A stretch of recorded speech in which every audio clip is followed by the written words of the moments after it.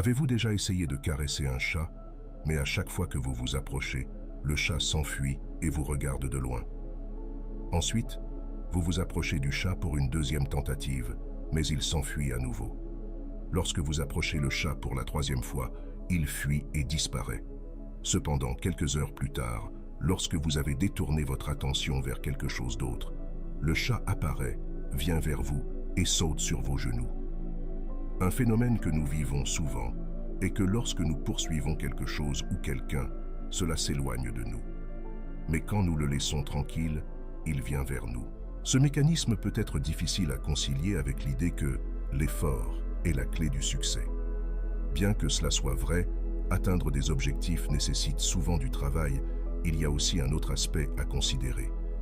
La loi de l'effort inversé nous montre que, dans de nombreuses situations, le travail acharné ne fait que nous éloigner du résultat souhaité. Et plus nous essayons, pire c'est. Mais moins nous essayons, mieux c'est. Ainsi, atteindre des objectifs ne nécessite pas seulement du travail.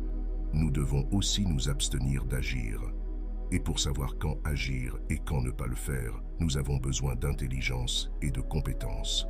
Comme le dit l'auteur à succès Mark Manson, vouloir une expérience positive est une expérience négative. Accepter une expérience négative est une expérience positive. Fin de la citation. Ainsi, plus nous voulons le bonheur, moins nous serons heureux, car nous renforçons un sentiment de manque. Mais dans cette vidéo, nous explorerons la loi de l'effort inversé du point de vue de la performance, de la réalisation des objectifs et de la surmonte des peurs. La futilité d'essayer. Imaginez un insomniaque essayant de dormir. Plus il essaie, plus il semble rester éveillé longtemps. Et plus il reste éveillé, plus il devient frustré et plus il essaie fort. Mais après un certain temps, l'insomniaque cesse d'essayer, acceptant qu'il ne peut pas dormir.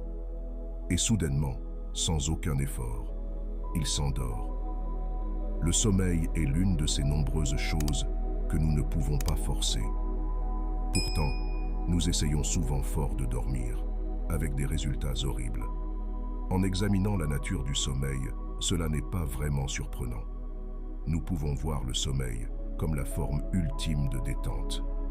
Ainsi, essayer de dormir est assez contradictoire, car nous faisons un effort, voire nous nous forcions, pour nous détendre, ce qui est l'opposé de la détente.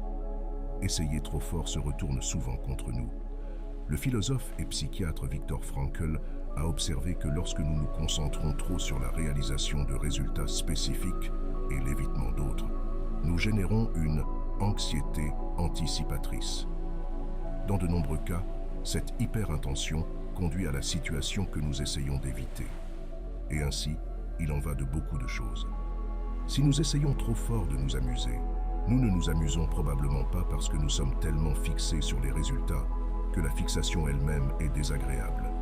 Un autre exemple concerne les personnes qui éprouvent des difficultés à atteindre l'orgasme dans la chambre à coucher. Plus elles se fixent sur l'objectif d'atteindre l'orgasme, moins elles réussiront, et plus toute l'expérience deviendra pénible, y compris l'anticipation avant. Encore une fois, l'hyperfixation sur des résultats spécifiques empêche la capacité de performance. Viktor Frankl nous fournit une méthode pratique appelée intention paradoxale. Cette méthode peut nous aider à nous libérer de l'hyperintention ou en d'autres termes, ne pas essayer si fort.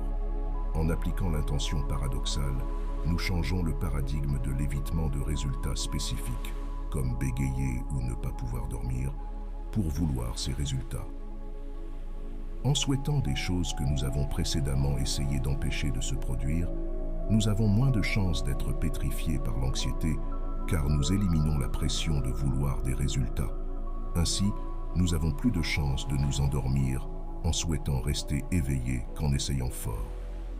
Vous trouverez une exploration plus détaillée de l'intention paradoxale dans une vidéo précédente intitulée « La méthode de Viktor Frankl pour surmonter la peur ». Laissez l'action se produire.